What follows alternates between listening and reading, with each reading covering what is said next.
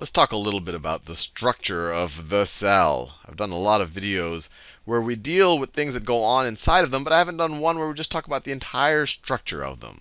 So a good place to start is, let me just draw the membrane. And the cellular membrane is a good place to start because this is what separates the cell from the outside world. And to a large degree, it kind of defines the cell. It defines it as this very, very small compartment. That's where the word cell came from. So let me label that. Cellular membrane. And all cells have a cellular membrane.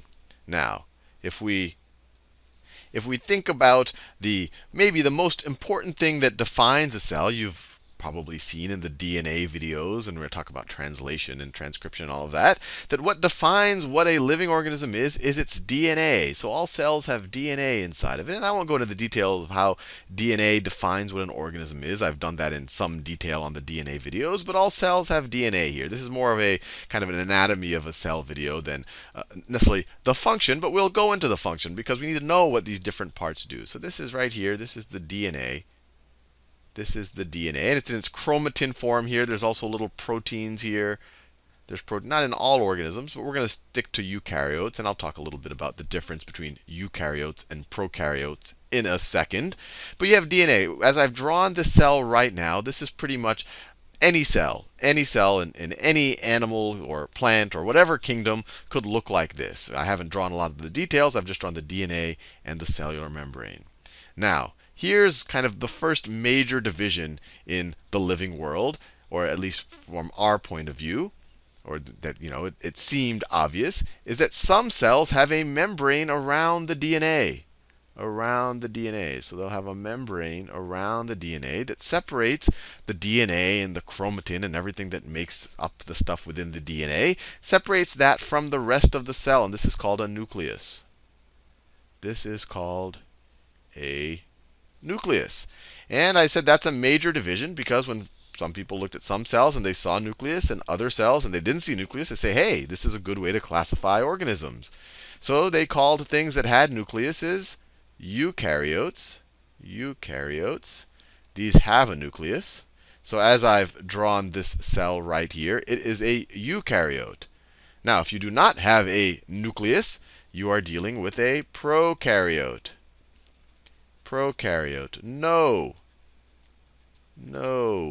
nucleus. And examples of prokaryotes, the two big groups of them, are bacteria and archaea.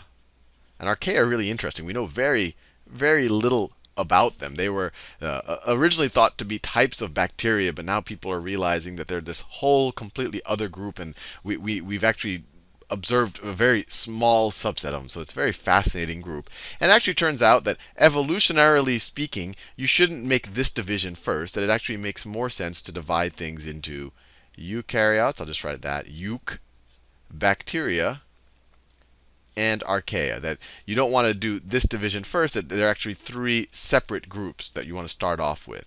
Archaea. But we'll do that. We'll talk more about this in future videos. But if you want to say who has a nucleus, well, eukaryotes have a nucleus by definition. Who does not have a nucleus? Well, the bacteria and the archaea do not have nuclei, just like that. But I'm going to focus on eukaryotes because they tend to be a little bit more complex. They tend to be larger. And most of what we talk about, at least in the videos so far, are dealing with eukaryotes. Eukaryotes include plants, animals. We're animals, at least I am.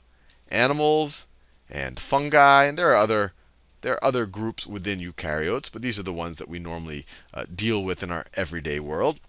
But let's go back to looking at the anatomy of cells. So we have our DNA. We know that it gets transcribed into mRNA. That mRNA leaves the nucleus, and it gets translated into proteins at the ribosomes.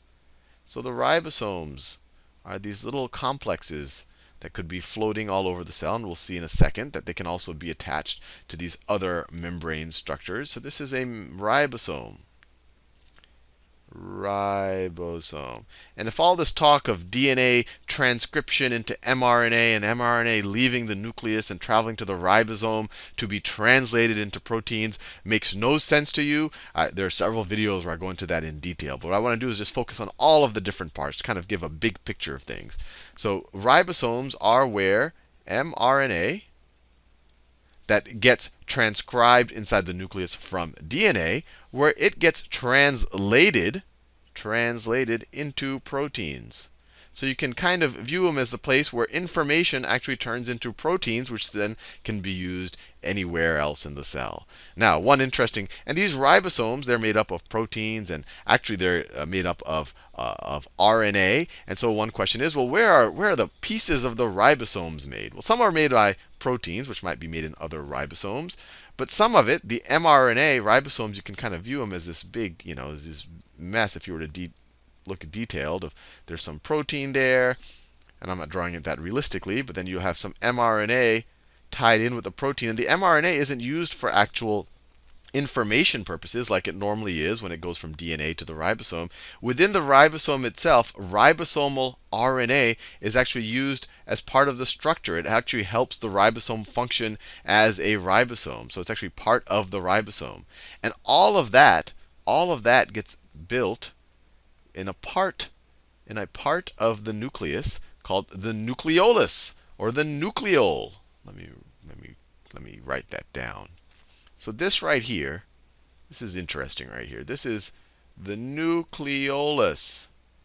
The nucleolus or the nucleole. And it isn't a separate organelle, and it's not separated by a membrane, but it shows up in a microscope. So when people first saw that, hey, there's like a bundle there. That must be like the core of the nucleus or something.